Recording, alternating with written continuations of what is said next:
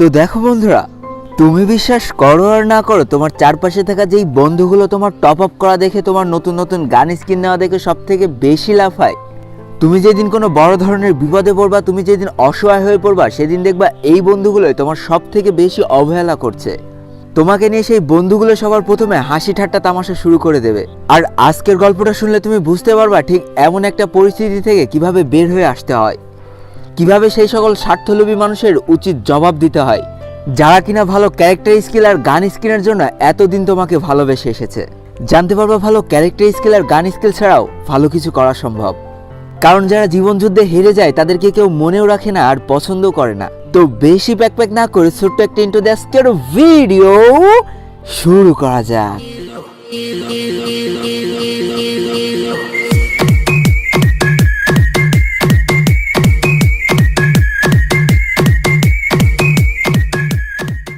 দেখো, আমাদের চারপাশের প্রত্যেকটা এলাকায় কয়েকজন নির্দিষ্ট মানুষকে নিয়ে কিন্তু এক একটা ফ্রি ফায়ার টিম গঠিত হয়। তেমনি ছোট্ট একটা এলাকা, আর প্রত্যেকটা এলাকায় তো কিছু সমবয়সী থেকেই যায়। হতে পারে তাদের মধ্যে কিছু মানুষের পারিবারিক পরিস্থিতি অনেক ভালো থাকে, কিছু মানুষের পারিবারিক পরিস্থিতি অনেক খারাপ থাকে, কিন্তু দিন শেষে তারা সকলে কিন্তু একই বন্ধনে আবদ্ধ থাকে, তারা একই এলাকার মানুষ।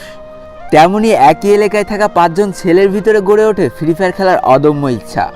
আর কোথাও পাওয়া যাক না যাক, বিকেল হলে এই 5 জনের মাথা এক জায়গায় হবেই। এলাকার ভিতরে নতুন একটা বাসা তৈরি হচ্ছে। যখনই বিকেল হবে তখনই 5 জনে সেই বাসার ভিতরে বসে ফ্রি ফায়ার গেমটা খেলতো। সবার পারিবারিক অবস্থা মোটামুটি ভালো ছিল, তবে তাদের ভিতরে একজনের পারিবারিক অবস্থা খুব ভালো ছিল। যার বাবা মোটামুটি একটা ব্যবসা করতো, সেইখান থেকে যে টাকা ইনকাম করতো তাদের ফ্যামিলি খুব ভালোভাবে চলে যেত। তাই সেই ছেলেটা বাবার কাছ থেকে অনেক টাকা নিতে পারতো, সেই জন্য সে গেমে নতুন নতুন গান স্কিল নিতে পারতো, নতুন নতুন ক্যারেক্টার স্কিল নিতে পারতো, প্রচুর পরিমাণ টপ আপ করতো। তার জন্য সেই টপ আপ করা ছেলেটা ছিল এই ফ্রি ফায়ার টিমের ভিতরে সব থেকে সেরা। তার কাছে ভালো ফোন ছিল, তার কাছে সব গানের স্কিন ছিল, সব ভালো ভালো ক্যারেক্টার স্কিল ছিল, তাই সে সবার থেকে খুব বেশি পারত। এর জন্য বাকি যে 4 জন ফ্রি ফায়ার প্লেয়ার ছিল তারা তাকে খুব ভালোবাসতো এবং সবসময় বলে বেড়াতো, দেখ আমাদের টিমের মধ্যে এই ছেলেটা সব থেকে বেশি প্রো, সে সব থেকে বেশি টপ আপ করে। যে টপ আপ করতো তার সাথে খেলার জন্য বাকি 4 জন হাঁ করে বসে থাকতো। এইভাবে বেশ কিছুদিন চলতে থাকলো। একটা সময় তারা ভাবলো নিজেদের একটা গিল্ড খুলতে হবে। যেই কথা সেই কাজ, সকলে মিলে একটা গিল্ড খুলে ফেললো। তাদের গিল্ডটা কিন্তু বেশ ভালোই চলছিল। আর গিল্ডের লিডার কে ছিল জানো? যে সব থেকে বেশি টপ আপ করতো সেই ছেলেটা। গিল্ডের সকলে তার কথা মতো চলতো, তার কথা শুনতো।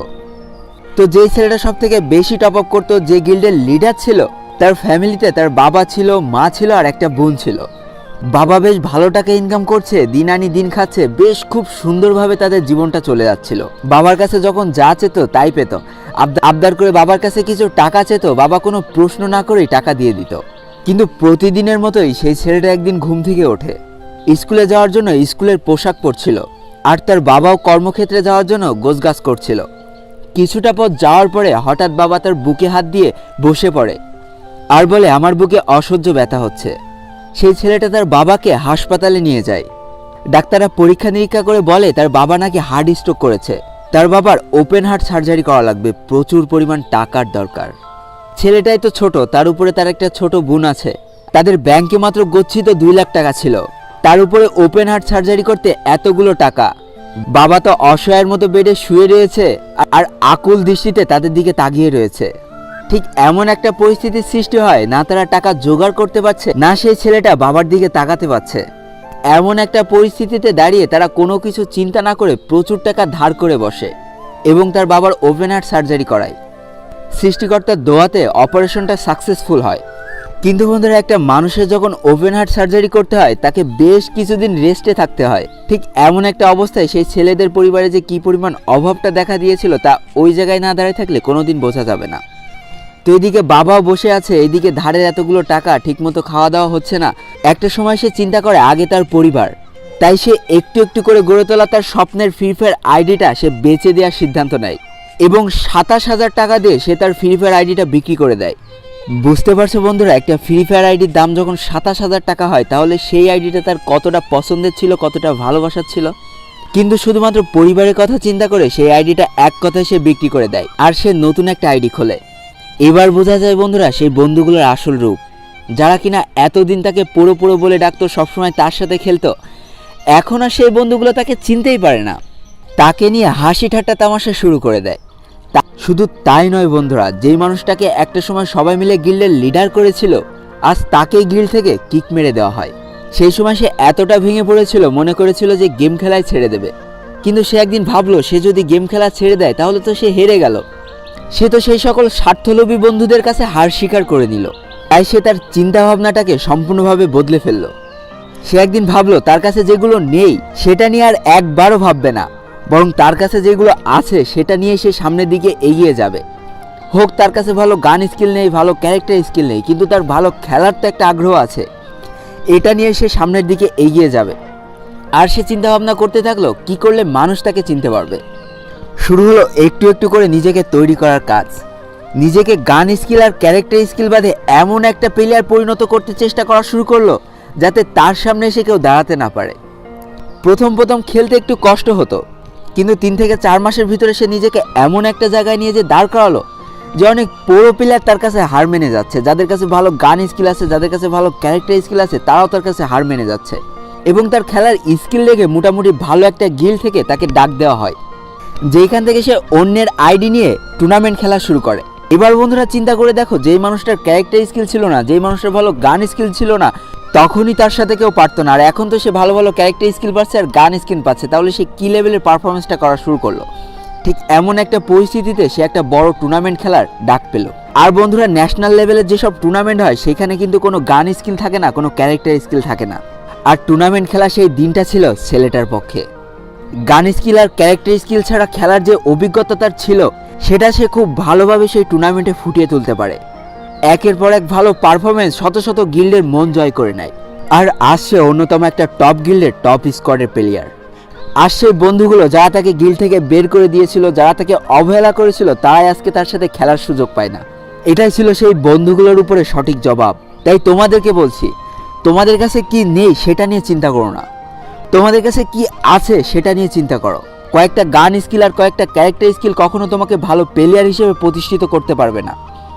তোমার ভিতরে যদি ভালো খেলার দক্ষতা থাকে, তোমার ভিতরে যদি ভালো খেলার ইচ্ছা থাকে, তাহলে একদিন দেখবা ভালো ক্যারেক্টার স্কিল আর গান স্কিল তোমার পিছন পিছন দৌড়া, তাও তোমার সেগুলো নেওয়ার কোনো দরকার পড়ছে না থাকে।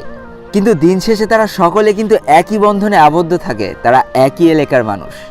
তেমনি একই এলাকায় থাকা 5 জন ছেলের ভিতরে গড়ে ওঠে ফ্রি ফায়ার খেলার অদম্য ইচ্ছা।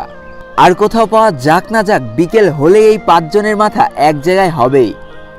এলাকার ভিতরে নতুন একটা বাসা তৈরি হচ্ছে। যখনই বিকেল হবে তখনই 5 জনে সেই বাসার ভিতরে বসে ফ্রি ফায়ার গেমটা খেলতো। সবার পারিবারিক অবস্থা মোটামুটি ভালো ছিল, তবে তাদের ভিতরে একজনের পারিবারিক অবস্থা খুব ভালো ছিল। যার বাবা মোটামুটি একটা ব্যবসা করতো, সেইখান থেকে যে টাকা ইনকাম করতো তাদের ফ্যামিলি খুব ভালোভাবে চলে যেত। তাই সেই ছেলেটা বাবার কাছ থেকে অনেক টাকা নিতে পারতো, সেই জন্য সে গেমে নতুন নতুন গান স্কিল নিতে পারতো, নতুন নতুন ক্যারেক্টার স্কিল নিতে পারতো, প্রচুর পরিমাণ টপ আপ করতো। তার জন্য সেই টপ আপ করা ছেলেটা ছিল এই ফ্রি ফায়ার টিমের ভিতরে সব থেকে সেরা। তার কাছে ভালো ফোন ছিল, তার কাছে সব গানের স্কিন ছিল, সব ভালো ভালো ক্যারেক্টার স্কিল ছিল, তাই সে সবার থেকে খুব বেশি পারত। এর জন্য বাকি যে 4 জন ফ্রি ফায়ার প্লেয়ার ছিল তারা তাকে খুব ভালোবাসতো এবং সবসময় বলে বেড়াতো, দেখ আমাদের টিমের মধ্যে এই ছেলেটা সব থেকে বেশি প্রো, সে সব থেকে বেশি টপ আপ করে। যে টপ আপ করতো তার সাথে খেলার জন্য বাকি 4 জন হাঁ করে বসে থাকতো। এইভাবে বেশ কিছুদিন চলতে থাকলো। একটা সময় তারা ভাবলো নিজেদের একটা গিল্ড খুলতে হবে। যেই কথা সেই কাজ, সকলে মিলে একটা গিল্ড খুলে ফেললো। তাদের গিল্ডটা কিন্তু বেশ ভালোই চলছিল। আর গিল্ডের লিডার কে ছিল জানো? যে সব থেকে বেশি টপ আপ করতো সেই ছেলেটা। গিল্ডের সকলে তার কথা মতো চলতো, তার কথা শুনতো। তো যেই ছেলেটা সব থেকে বেশি টপ আপ করতো, যে গিল্ডের লিডার ছিল, তার ফ্যামিলিতে তার বাবা ছিল, মা ছিল আর একটা বোন ছিল। বাবা বেশ ভালো টাকা ইনকাম করছে, দিন আনি দিন খাচ্ছে, বেশ খুব সুন্দরভাবে তাদের জীবনটা চলে যাচ্ছিল। বাবার কাছে যখন যা চেত তাই পেত। আবদার করে বাবার কাছে কিছু টাকা চেত, বাবা কোনো প্রশ্ন না করেই টাকা দিয়ে দিত। কিন্তু প্রতিদিনের মতোই সেই ছেলেটা একদিন ঘুম থেকে ওঠে, স্কুলে যাওয়ার জন্য স্কুলের পোশাক পরছিল, আর তার বাবাও কর্মক্ষেত্রে যাওয়ার জন্য গোছগাছ করছিল। কিছুটা পথ যাওয়ার পরে হঠাৎ বাবা তার বুকে হাত দিয়ে বসে পড়ে আর বলে, আমার বুকে অসহ্য ব্যথা হচ্ছে। সেই ছেলেটা তার বাবাকে হাসপাতালে নিয়ে যায়। ডাক্তাররা পরীক্ষা নিরীক্ষা করে বলে তার বাবা নাকি হার্ট স্ট্রোক করেছে, তার বাবার ওপেন হার্ট সার্জারি করা লাগবে, প্রচুর পরিমাণ টাকার দরকার। না, তো বন্ধুরা আজকের ভিডিওটা এই পর্যন্ত ছিল। ভিডিওটি ভালো লাগলে অবশ্যই একটা লাইক করে ফেলো, কমেন্ট করো, বন্ধুদের কাছে শেয়ার করে দিও। আর যদি আমার চ্যানেলে নতুন হয়ে থাকো চ্যানেলটিকে সাবস্ক্রাইব করে পাশে থাকা বেল আইকনটা ক্লিক করে ফেলো আর আমাদের এই সুখী পরিবারের একজন মেম্বার হয়ে যাও। আজকে আমি বিদায় নিচ্ছি 12 ওয়েলকামের পক্ষ থেকে। ততক্ষণ সবাই সুস্থ থেকো, ভালো থেকো, আর তোমাকে আঁকড়ে যে মানুষগুলো ভালো আছে তাদেরকে অনেক ভালো রেখো। Tata, bye bye.